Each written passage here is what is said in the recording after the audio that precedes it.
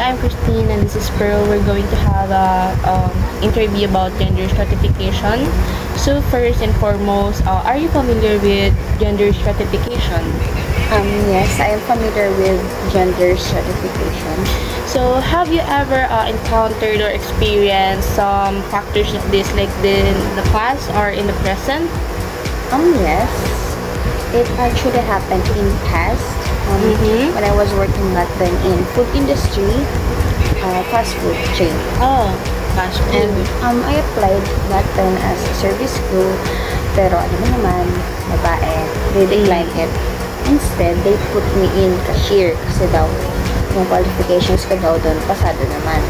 Pero pasado ka rin kasi as a service crew You can naman, kaya naman natin ang physical mo. Yes, I know, but when it comes to gender qualifications, hindi ko pasado. So, hinahanap nila male. So, I'm confused back then, like, bakit male? Kung kaya rin naman ang... Hindi kasi pag nag-post sila ng hiring, like, nakalagay nun, wala naman specify na gender, diba? We are hiring, service crew, cashier.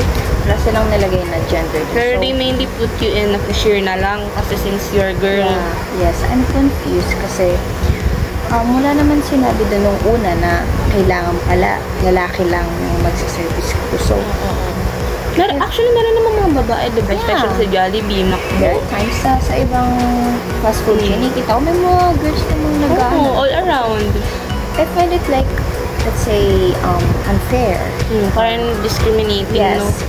Sobrang nakaka-discriminate, especially when you're trying to apply as a service crew, pero nilagay ka dun sa station na di mo naman gusto. So, parang nung nandun ako sa cashier, I'm having hard time how to deal with it kasi di naman ako sanay sa ganon kasi ang past experience ko din sa work is service crew.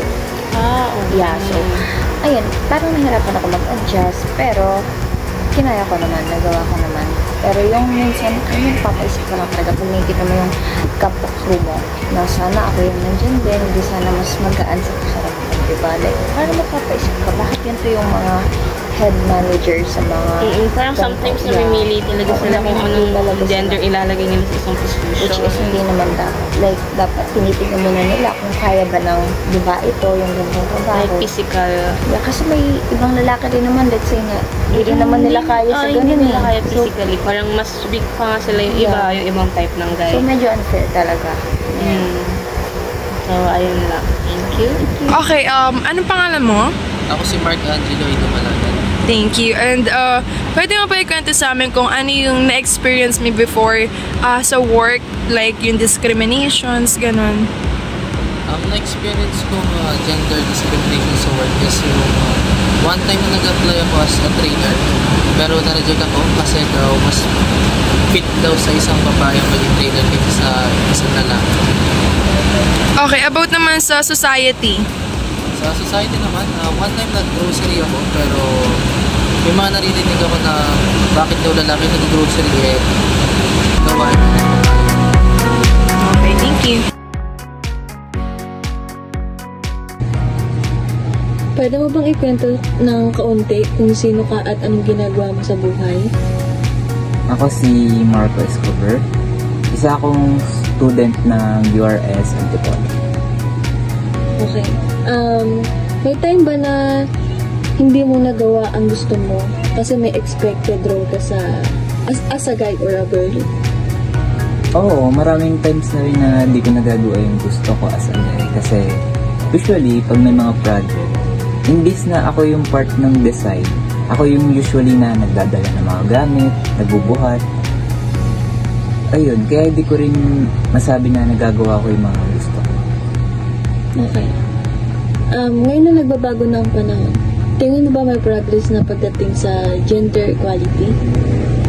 Sa tingin ko, po. Kasi, in comparison sa dati, ngayon kaya nang bumoto ng mga babae. Although, meron pa rin na nahihirapan ng mga kababaihan ngayon. Pero in comparison talaga dati, mas kaya na nila makabangon mag-isa. Ayun.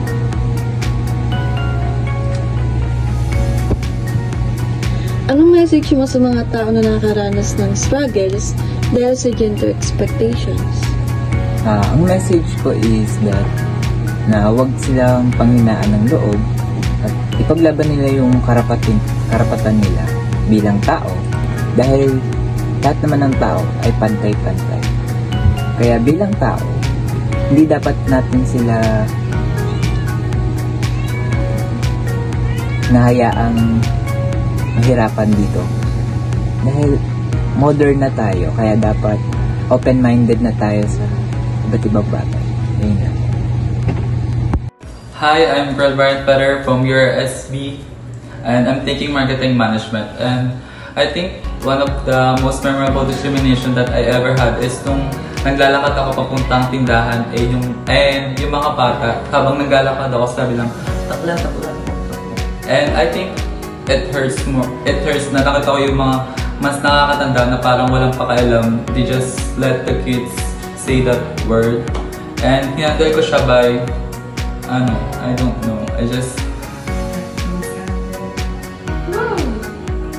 And I think mas masakit yung about sa family kasi they should love you, diba? Parang they should the one that understand you pero parang sila pa yung mas nakakasabi ng hindi magagandang salita about you. And I think lagi ito pa nangyari pag sa mga family gatherings, laging may mga kamag-anak na may nagtatanong, bakla ka ba? Pag ganyan ka, syempre, feeling ko lang, sinasabi lang yun para mapaya ako and nginingitian ko lang sila. Because kindness is powerful. I think growing up, lagi akong nakakarinig, wag kang maging bakla. Pag naging bakla, tatali kita sa